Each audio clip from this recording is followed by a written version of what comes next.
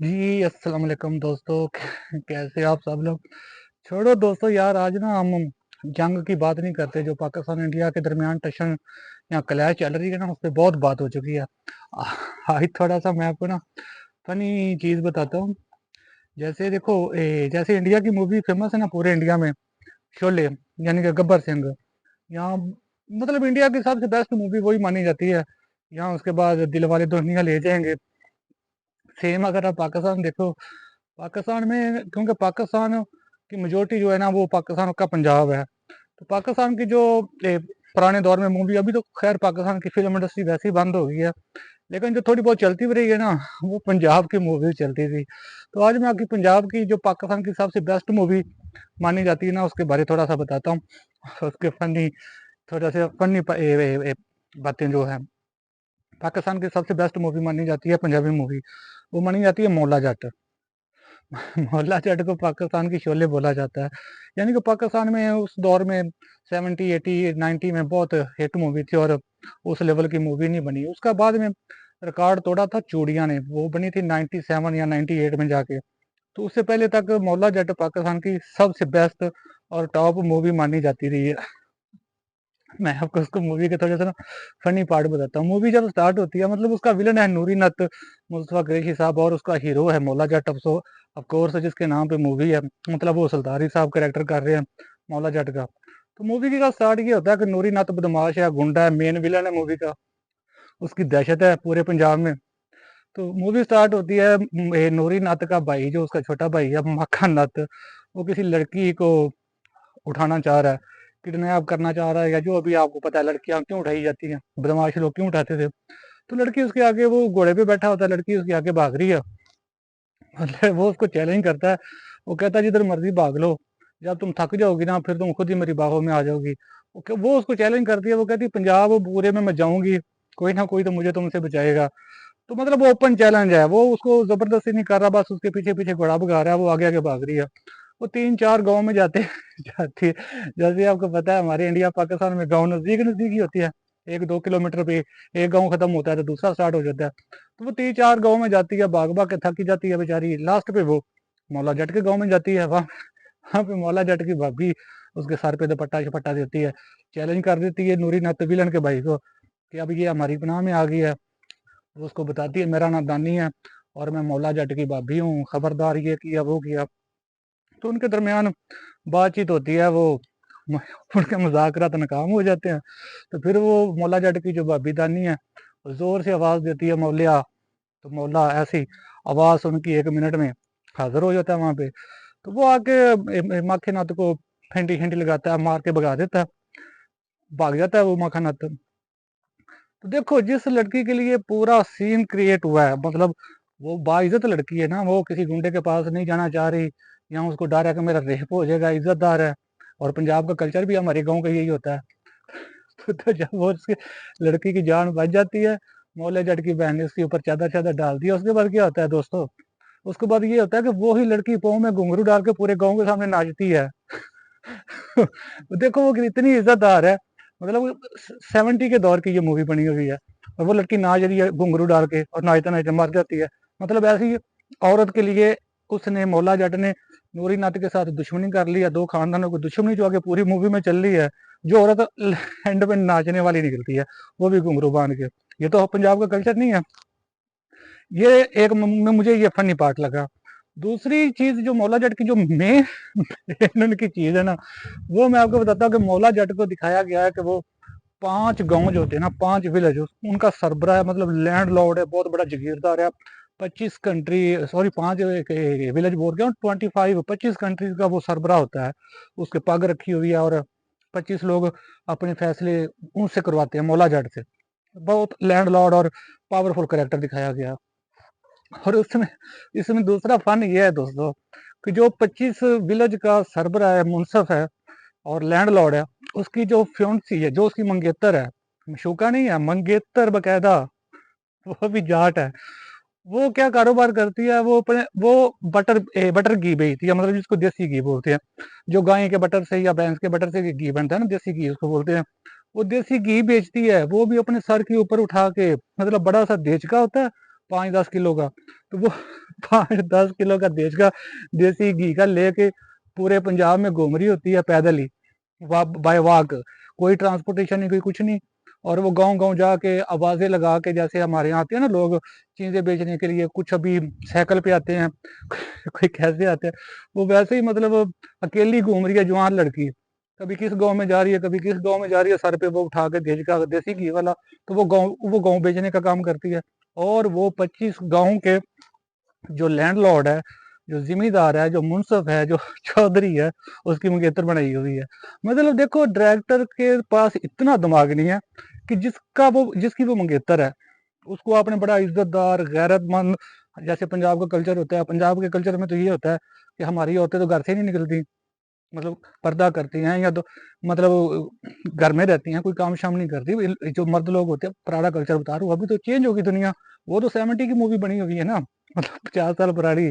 तो वो क्या दिखा रहा है कि उसका जो मंगेतर है, जो हीरो है मेन फिल्म का, 25 गांव का वो मालिक है, हजारों एकड़ या हजारों मरबा उसके पास जमीन है, और उसकी मंगेतर गाँव गाँव जाके बटर बेच रही है, और सारा दिन आवारागर्दी कर रही है, कभी किसको तंग कर रही है। आप ये मूवी देखना, आपको बहुत मजा आएगा उस दौर की। उसमें वायलेंस तो है, वायलेंस तो बहुत ज्यादा है, लेकिन यकीन मानो कि मुझे तो ये चीज देख के हैरान हो गई कि डायरेक्टर या राइटर के पास इतना दिमाग नहीं है कि आप उसको दिखा रहे हो, मुखो उसका नाम होता है, मुखो जट्टी, वो घी बेच रही है, और मंगेतर उसका पूरे पंजाब में रूल कर रहा है। तो खैर ये ये भी फनी चीज थी।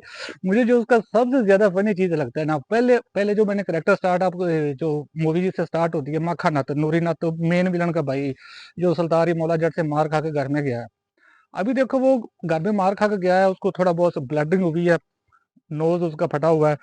तो उसकी जो सगी सिस्टर है ना, उसकी बहन, वो पता नहीं क्या, मुझे उसका नाम भूल गया। वो जब उसको देखती है ना अपने घर में, नत्तों के घर में जब वो जाता है, तो उसकी सगी सिस्टर उससे पूछती है कि ये माखा जी, ये क्या हुआ, किससे मार खा के आए हो? तो वो कहता है कि बस मुझे मार पड़ गई।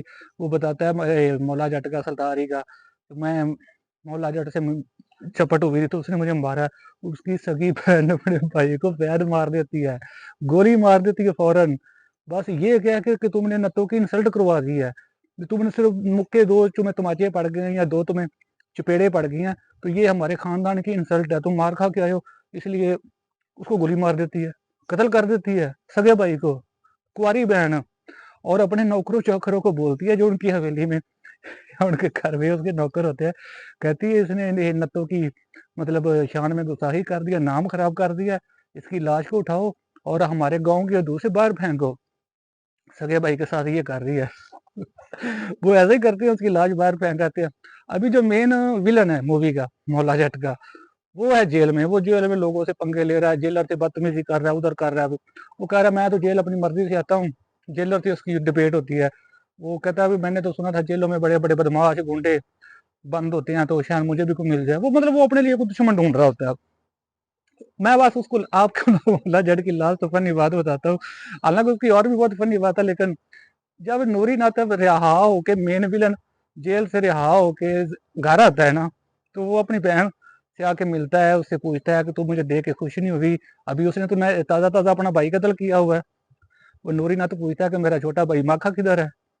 वो कहती है मौला जट से मार खा के आया था, मैंने उसको मार दिया। तो नूरी नाद का रिएक्शन पता क्या होता है, खुश होके कहता है चंगा किता ही, चंगा किता ही मतलब पंजाबी में, उर्दू में मतलब very nice, well done, good job बहन ने सगे भाई को कत्ल किया, और बड़ा भाई ये सुन के खुश हो रहा है। आप आप अंदाजा करो, इस किस्म की मूवीज हमें दिखाई जा रही थी, या मैं तो मैंने तो ये 90s में देखी थी, मतलब ये 70s से हमारे पंजाबियों को ये ऐसी मूवियां दिखा रहे थे, ऐसा कल्चर दिखा रहे थे कि आपका सगा भाई है, अगर वो बाहर से बेचारा अपने से ज्यादा ताकतवर इंसान से अगर मार खा के आ जाता है, तो उसको जिंदा रहने का कोई हक नहीं है, उसको गोली मार दो। इस किस्म की नॉनसेंस किस्म की मूवीज हमें दिखा रहे थे ये लोग। और फिर कहते हैं कि पाकिस्तान की मूवीज का बेड़ा गर्क हो गया है फिल्म इंडस्ट्री बंद हो गई है। इतना वैलेंस इस मूवी में आगे जाके होता है, किसी की टांगे काट रहे हैं, वो सुल्तानी के पास गंडासा होता है, मौला जट साहब के पास वो 50 लोगों से लड़ता है, उनके पास राइफलें बंदूकें हैं। हमारे सुल्तान आजम साहब सुल्तान आजम के पास गंडासा होता है, वो गंडासा मार रहा है इंसानों की अंतड़ियां निकाल रहा है बाहर, इस किस्म की मूवियां दिखाई जाती थी भाई। वो गंडासा मारता था पेट में, अगले बंदे की अंतड़ियां दरख्तों पे गिर रही हैं, कि इधर गिर रही हैं, कि किधर गिर रही हैं। लास्ट पे क्या होता क्या है कि मतलब वो भी एक फनी सीन है। जो नूरी नत की बहन होती है ना, वही जिसने अपने भाई को कत्ल किया होता है, उसकी शादी करवानी होती है सल्तारी साहब ने, मौला जट ने अपने मुलाजम, अपने अब वो होता उसका दोस्त ही है लेकिन वो मुलाजम टाइप ही होता है। तो लास्ट में उनकी शादी हो जाती है। नूरी नत अपनी लात काट देता है क्योंकि सल्तारी की डिमांड होती है कि उसने सल्तारी मौला जट के फ्रेंड की टांग काटी होती है नूरी नत ने, तो नूरी नाथ अपनी टांग कुर्बान कर देता है। तो यहाँ पे ये मूवी खत्म हो जाती है। इसका जो अगला पार्ट आता है ना, next part, Maula Jatt in London, उसमें दिखाते हैं कि नूरी नथ का एक बड़ा भाई भी होता है, वो लंदन में था उस वक्त जब मौला जट और नूरी नथ की फाइट चल रही होती है, दुश्मनी चल रही होती है, तो वो आ जाता है लंदन से वापस रिटर्न लेता है पाकिस्तान का। वो आके कहता है वो कौन बंदा है जिसने मेरे भाई नूरी नथ को मारा, माखे को मारा। वो पहले जब बदला लेने जाता है मौला जट के घर में, मौला जट तो उसको मिलता नहीं है। वहां पे वही मौला जट का जो फ्रेंड होता है और वही जो नूरी नथ की बहन होती है, उनकी जिनकी नई नई शादी होती है। तो नूरी नथ का जो बड़ा भाई आया होता है ना लंदन से, वो जाके अपनी सिस्टर को मिलने की बजाय, 10 साल बाद लंदन से आया, रिटर्न हुआ यूरोप से, वो अपनी बहन से मिलने मिलाने के बजाय जब जब उसको यह पता चलता है ना कि इसने मेरे दुश्मन से शादी कर ली है, तो वो अपनी सिस्टर को फायर मार देता है, गोली मार देता है। अभी उसकी सिस्टर गोली खा के एक्टिंग शैक्टिंग कर रही है, भैया क्या किया, तो उसका हस्बैंड भी आ जाता है। वो दूसरी गोली मारने लगता है, उसका हस्बैंड अपनी वाइफ के सामने आके वो गोली रिसीव करता है। वो एक्टिंग मतलब गिरने की एक्टिंग कर रहा ये वो। फिर वो तीसरी गोली चलाता है, फिर उसकी बहन आगे आ जाती है तो जानबूझ के, यानी कि अपने हस्बैंड को बचाने के लिए। अभी दोनों को तो गोलियां तो लग चुकी हैं, अभी एक दूसरे को आगे आ रहे हैं बार बार। तो यकीन करो, इस शॉट को डायरेक्टर ने तकरीबन पूरे 4-5 मिनट कैरी किया है। मतलब 7-8 गोलियां वो चला रहा है मुस्तफा कुरैशी, जो बड़ा भाई नूरी नत का बन के आया है। तो कभी उसकी बहन आगे आ रही है, 5-5 गोलियां दोनों को लग चुकी हैं, वो गिर नहीं रहा है, हाथ बास इधर रखा हुआ है, ब्लीडिंग हो रही है। 5 गोलियां लड़की को लगी हुई है, 5 गोलियां उसके हस्बैंड को लगी है। वो गिरने की एक्टिंग कर रही है, आ ओ आ ई ऊ भैया, ऐसे वो गोलियां मारते जा रहा है रिवॉल्वर से।